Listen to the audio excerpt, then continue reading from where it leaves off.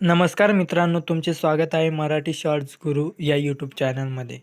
तर मित्रांनो, चॅनलवर नवीन आला असाल तर चॅनलला सबस्क्राईब करा आणि असेच नवनवीन व्हिडिओ बघण्यासाठी नोटिफिकेशनसुद्धा ऑल करून घ्यायचे.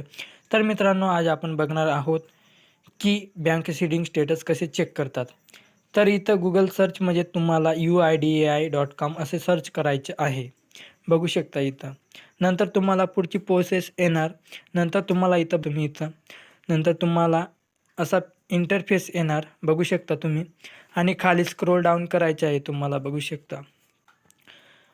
बघू शकता खाली स्क्रोल डाऊन करा. व्हेरीफाय अँड आधार नंबर म्हणजे याच्यावर क्लिक करायचं आहे आपल्याला. व्हेरीफाय अँड आधार नंबरवर क्लिक केल्यानंतर तुम्हाला असं इंटरफेस येणार. पुढची पेज म्हणजे असं येणार, बघू शकता.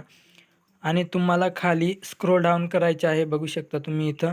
आणि तुम्हाला इथं क्लिक करायचं आहे म्हणजे बँक सीडिंग स्टेटस याच्यावर क्लिक करायचं आहे, बघू शकता.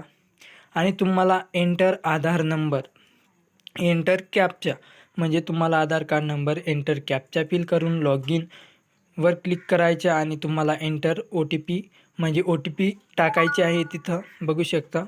OTP आलेली आहे. तर OTP टाकल्यानंतर बघू शकता, OTP टाका व्यवस्थित.